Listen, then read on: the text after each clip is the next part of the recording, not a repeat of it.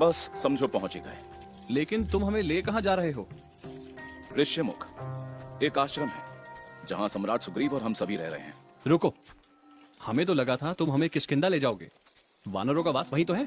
किष्किंधा के दरवाजे हमारे लिए बंद हैं। और इसका कारण? ये एक लंबी कहानी है जिसे सुनते ये लंबा रास्ता कट जाएगा। ये कहानी आप सुग्रीव महाराज की उपस्थिति में ही सुने तो बेहतर रहेगा। सीता मैया को ढूंढने जितने सैनिक हैं भी सुग्रीव की सेना में। सब्र करो लक्ष्मण। मेरा कहने का मतलब है कि सुग्रीव की सेना शायद इस कार्य योग्य ना हो। शांत। रुक क्यों गए?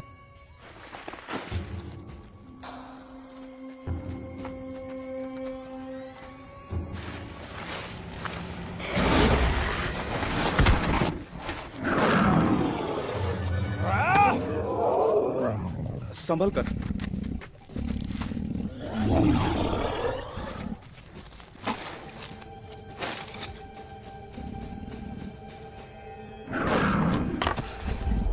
ठहरो। राजकुमार राम, ये क्या कर रहे हैं आप? जो हमें करना चाहिए।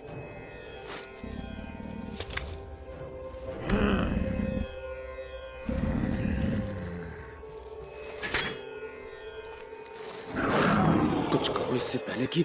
रुको जरा, भरोसा रखो।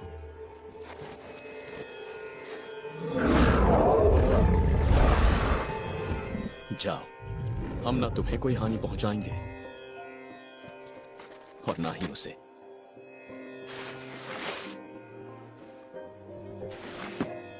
वो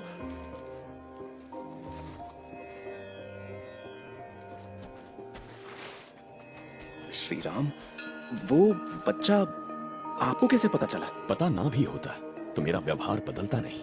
उस जीव को हमारी मदद की जरूरत थी। पर राक्षस तो आपके शत्रु हैं। मेरा कोई शत्रु नहीं हनुमान।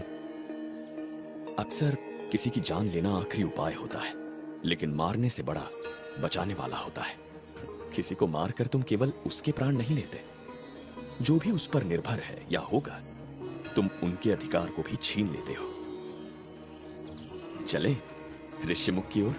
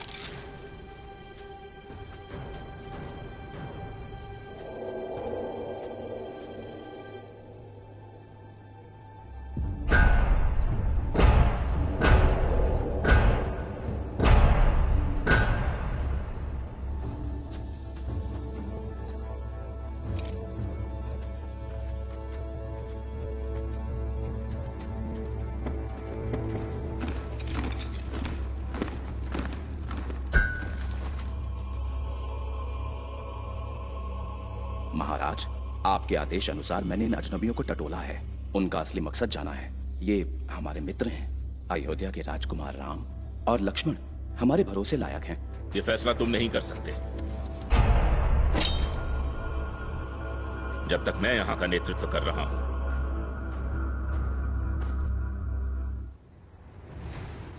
महाराज, ये अनादर नहीं, मेरे विचार हैं। ये दोनों भले मानुष हैं। भले मानुष जिन्हें न जाने किस गलती की सजा में अयोध्या से निष्कासित किया गया।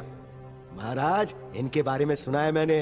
राम और लक्ष्मण, जिनका अपना कोई ठिकाना नहीं, राज्य नहीं, वो भला किसी और के क्या होंगे? और तुम्हें भरोसा है इनकी चुपड़ी बातों पे? इसे तुम्हारी जवानी की नादानी कहे या दुनियादारी से दूरी, दिमाग से सोचते हो या अपनी गधे से? सही कहा आपने सभापति जी, क्योंकि इस समय आपके बारे में मैं नहीं, मेरी गदा सोच रही है। शांत! बच्चों की तरह लड़कर क्या साबित करोगे? मैं जानना चाहता हूं कि मानव आखिर कहना क्या चाहते हैं। कुछ अनोखा हुआ क्या उस वन में? मतलब के तुम कुछ बदले बदले से लग रहे हो हनुमान। शायद पता नहीं क्या बदला है। आप बता सकते हैं? मैं नहीं, समय बताएगा। समय।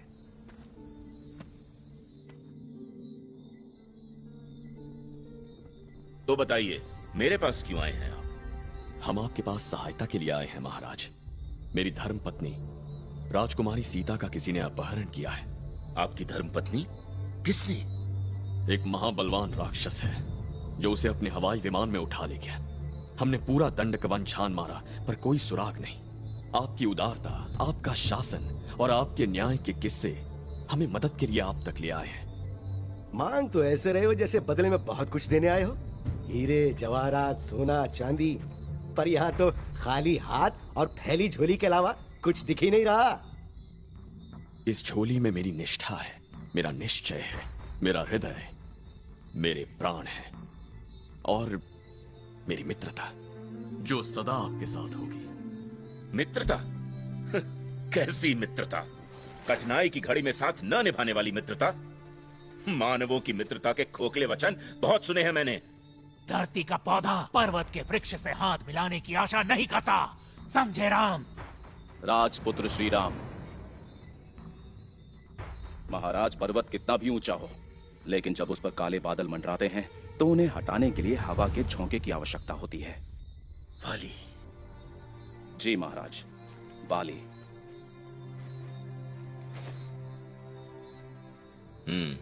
लेकिन विषय तो यह है कि मानवों को वानरों की सहायता की आवश्यकता क्यों है? क्या इन्हें अपनों से सहायता मांगने में भी संकोच है? सहायता चाहिए तो अपनी बिरादरी से जाके मांगिए। आप समान बनवासी हम भी हैं महाराज सुग्रीव, अपने ही राज्य से निर्वासित। इस कारण हम मानवों से सहायता की अपेक्षा नहीं कर सकते। महाराज, इस चुनौती का सामना करने के लिए हमें आपकी उदारता और इस वन की ज्ञाप्ति की आवश्यकता है। नहीं भैया, मेरे होते हुए आपको किसी और के सामने अपना शीश झुकाने की आवश्यकता नहीं। सीता मैया को स्वयं हम ढूंढ लेंगे, आप और मैं, राम और लक्ष्मण। ये निष्ठा एक समय मेरे और मेरे भाई के बीच भी थी, लेकिन हालात बदलने में समय नहीं लगता। तो सुनाइए मुझे अपनी आप बीती महाराज सुग्रीव, आपकी कहानी, वाली की कहानी। मुझे वनवास की भेंट देने वाला और कोई नहीं, मेरा अपना भाई है, और किष्किंधा पर छाई उसकी तानाशाही से बचकर ये सारे मेरे वनवास का हिस्सा बने हुए हैं, उस उम्मीद में कि एक दिन अपने खोए साम्राज्य और सम्मान को हम फिर से पा सकेंगे। इस जगत में कुछ लोग ऐसे भी हैं जो दरिंदों से लड़ते लड़ते खुद दरिंदे बन जाते हैं। ये तब की बात है जब वानर साम्राज्य की पीठ में राक्षस मायावी ने अपने पंजे गड़ाए, और पंजे के हर नाखून पर लगा किसी राजा का खून जो सूखा भी नहीं था, लेकिन उसके हिंसा की प्यास न बुझी थी न थमी थी। वानरों का सम्राट, मेरा भाई, महाबलधारी वाली। घमासान युद्ध जो था मायावी और वाली के बीच, यदि वाली हारता तो मायावी राक्षस उसकी प्रजा को खा जाता। वाली ने की चुनौती स्वीकार। वो किसी भी हाल में अपनी प्रजा को मायावी का शिकार होने से रोकना चाहता था। फिर क्या हुआ महाराज? युद्ध, एक ऐसा महायुद्ध जो न कभी देखा गया न कभी सुना गया। विशाल वृक्षों को मायावी ऐसे उखाड़ता जैसे गुलाब की पंखुड़ियां, और उन्हें मेरा भाई वाली ऐसे झाड़ देता जैसे सूखी घास की पत्तियां। मायावी की फेंकी हर चट्टान वाली की छाती में ऐसे गिर के बिखरती जैसे हल्की बारिश की बेबस बूंदें।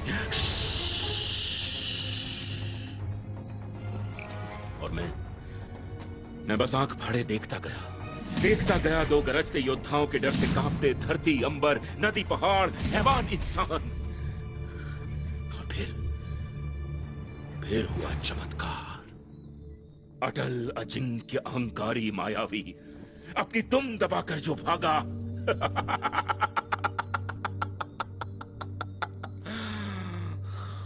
भैया और मैंने उसका पीछा किया।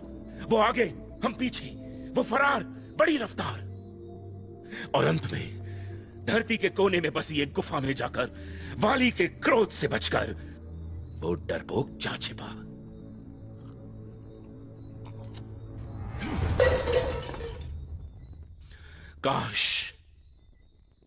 काश अपनी जीत से संतुष्ट होकर हम वहीं पलट जाते और मायावी को उसकी अंधकार भरी किस्मत पर छोड़ देते, पर नहीं।